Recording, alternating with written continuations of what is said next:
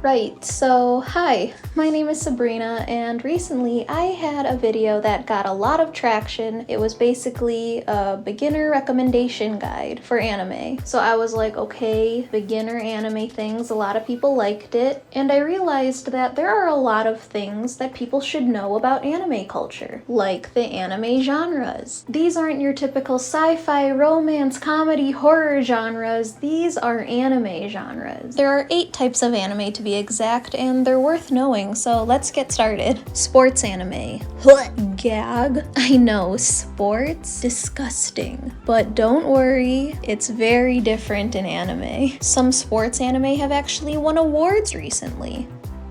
From basketball to tennis to swimming and ice skating, these animes are actually pretty good, and I'm a big fan of some of them. Typically, if you know me, I don't like sports, but sports anime. Also, if you love tournament arcs, basically 70% of sports anime is tournament arcs. And these shows offer so much more than those games and matches that you see on normal TV. Anime gives all these sports stuff meaning. These characters don't only have the goal to win the games in each episode show each character of what they need to learn and improve and grow from. We spend time with these characters and how they interact with each other. We see how hard they work for it, all the tension and relationships on and off the court, tension with eye contact. Some examples of great sports anime would be Kuroko no Basket, Haikyuu, and Megalobox. Sports anime sort of makes reality a bit more interesting than what we already know. Sort of like our second type of anime, slice of life.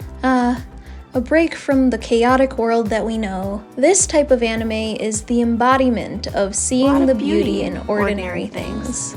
It honestly just focuses on a set of characters and their everyday lives. From life in war to life in school and playing board games. A lot of people struggle from watching this genre alone, but it's so satisfying to just sit down and watch when you really need it. Some great examples of slice of life would be Hyoka, Girls Last Tour, and K-On! This type of anime usually gets blended into other genres of anime. The moment something magical happens to a boy at school, this turns into a slice of life fantasy. Or maybe we just follow this girl to school and suddenly she falls in love. This turns it into a slice of life and our next type of anime, Shoujo.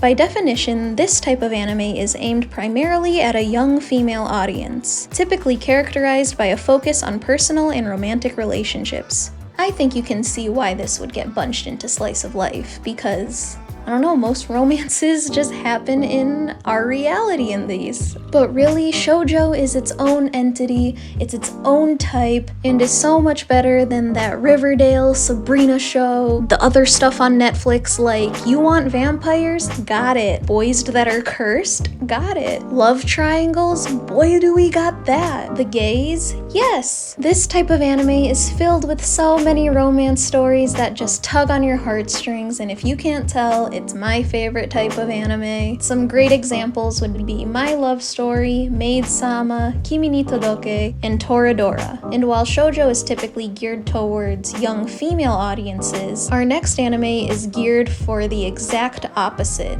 adult men. This type of anime is called Seinen. Seinen? Either way, this type of anime is made for mature audiences. There's a lot of horror, a lot of nudity, it has more somber tones. Art styles in this type of anime have more variation and a lot of different colors, and it can go from more polished anime to like gritty and sharp, jagged styles. Some examples of seinen anime would be Attack on Titan, Vinland Saga, Parasite. As you can see, these anime definitely have more complex stories rather than its other type of anime that it tends to get mixed up with, shonen. Oh, shonen, the greatest and most famous. This category has literally taken over the world, from Dragon Ball Z to Bleach, Naruto, One Piece. And for everyone who commented on my last video asking where their beloved shonen anime are, here they are. They are the most known anime, so I don't think I need to recommend it because they already hear so much about it. But if I must recommend some shonen anime, I would probably recommend Dragon Ball Z Kai, not Super, Noragami, and Hunter x Hunter.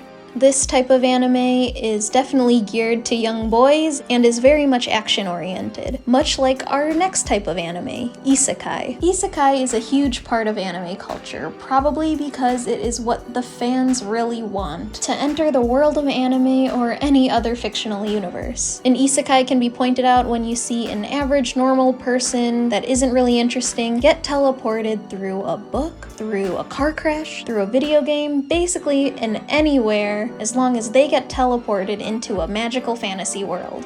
Wouldn't that be amazing? We follow these characters as if we were them, learning about this new environment, going on a quest to return home or fulfill a prophecy, or even take over the world they just entered. And more or less there is a variety of love interests just waiting for our main character. Isekai is just about adventure and friendship, because what else could a person want? Some examples of isekai would be Rising of the Shield Hero, Re:Zero, and No Game, No Life. And when we don't have fantasy, we have our next type of anime, which is mecha. Mecha anime usually comes to mind when you talk about anime to non-weebs. Yeah, when normal people think of anime, they usually think of naked girls or giant robots. It's just mecha is such a huge staple to anime as lightsabers are to Star Wars. Thanks Giguk for that analogy, but it could not be more true. Every single anime fan has to have experienced the excitement of watching a mecha anime. From Evangelion to Gurren Lagann to Darling in the Franxx. Mecha anime has been around as long as the art form itself, and it's here to stay. Mecha definitely fits into the sci-fi genre along with most of our next type of anime, psychological. This is the last type of anime on the list, and psychological anime hit